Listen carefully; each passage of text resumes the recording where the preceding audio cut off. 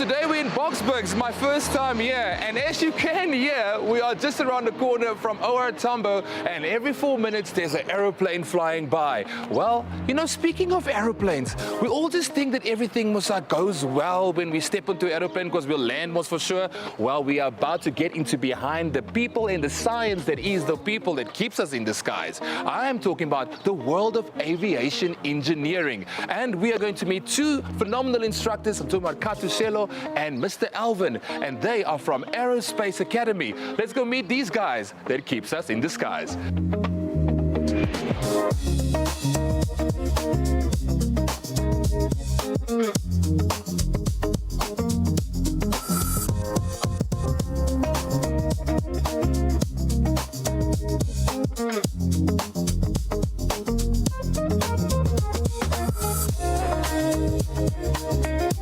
Mr. Alvin, how are you doing? I'm good, and you? No, good, man. I just must be honest, I've been so fascinated as I've been just walking in and touching the things, you know, because I like buttons, but what is this? That's an AC generator, yeah, or a frequency generator. Basically, when we're talking about that frequency generator or an AC, it's an alternating current generator. Yes. Meaning we be simulating the AC on the circuit board. So as we can get the amount of current or voltage flow that's going through the circuit board. And then we can measure it using the oscilloscope. Okay. Yes. So this machine, and I think when I think about these machines, I've just been hearing about mechatronics. Okay. What is mechatronics? I know that it's got something to do with electronics, something to do with machines, or something coming together with computers, but can you please tell anybody that has never heard that word also, for me as well, what that means? Mechatronics simply means it's a combination of mechanical and electronics. So what they do is they teach people whereby they can work between the mechanical stuff with the electronic stuff, yeah, like robotics. Yes. You'll basically work on electronics and also work on mechanical stuff. Okay. So that's how mechatronics will come in. How intense is it to train somebody? Because I mean, usually when you are training someone, you still have some wiggle room. How do you apply that in the real world when you're actually giving the students a lesson? It's very difficult because it depends on the determination of the student.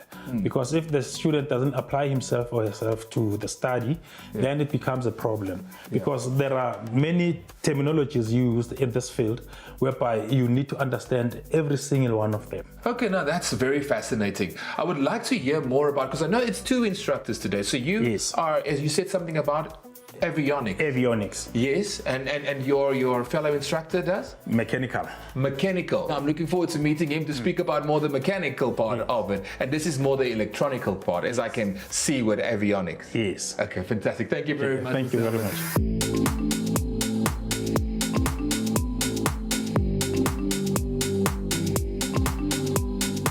Mr. Katuselo, how are you? I'm fine. Really happy to finally meet you. Heard a lot about you.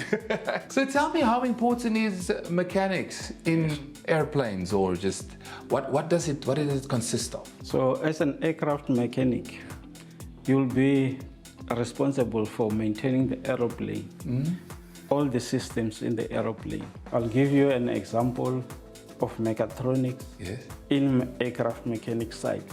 The older aeroplanes like Boeings, they used the cable system. Let's say it will be the cable running from the cockpit to the wings to operate the flaps. Now, with the newer generation aircraft, in the cockpit, you will do the input to move the flaps down. Yes. But that input won't be routed through the cable like the older generation. It will use wires to the computer.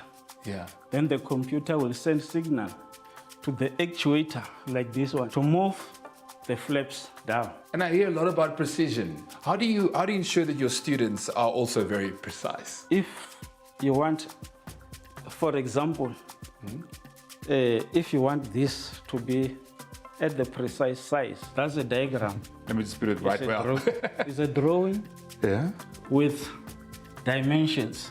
Okay. So I'll give the students a piece of aluminum, longer than this, and then they will cut it to size and manufacture this according to that diagram. How does it feel to, when you sit there at home at night and you think to yourself that you are responsible for every plane that is out there because you've been training so many students? Every time I see a plane flying above the sky, then I become proud that that's my job.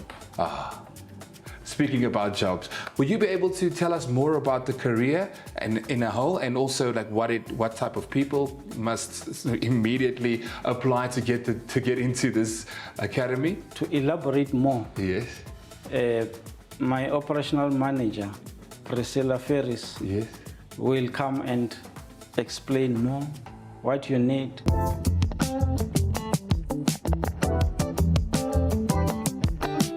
So, is nogal vir my great om die maat te ontmoet van die studente. So nou wat vat dit om 'n student hier te wees? Om by ATASA aan te sluit, moet jy jou STEM subjects hê, wat jou science, technology, maths and English is. Yes. So ons soek studente wat 50% in wiskunde, Okay. Engels en science het. Is it a normal student or does it take a very exceptional student? Because, I mean, a lot is at stake here. It takes an exceptional student because to do maths, pure maths at grade 12 is quite difficult. Okay. But then also to be knowledgeable in a skill. Yeah. Van ons sê soms sekere studente is bietjie stadig omdat jy met jou hande beter werk as wat jy met jou breins werk. Maar 'n skill is nie vir stadige mense nie. Ons is net differently inclined. Okay. So exceptional students.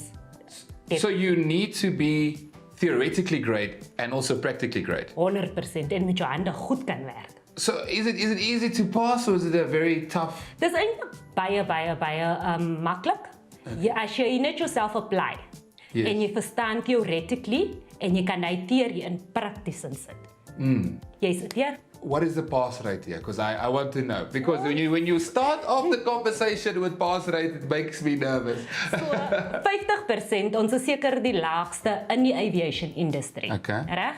Maar sodra jy aansluit by ons, wat dan gebeur is ons stoot jou op.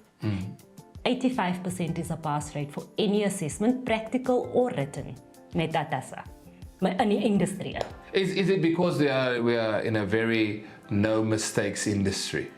The stakes are high. You are responsible ultimately for a safe flight of over 300 people, depending on the aircraft that is being flown. And what makes this academy so proud?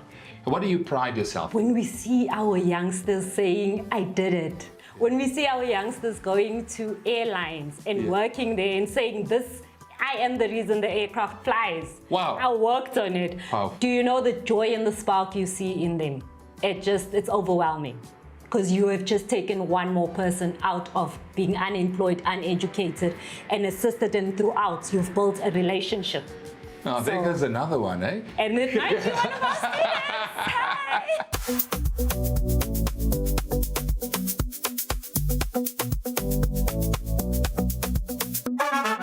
Hey, Frederico, pleased to meet you.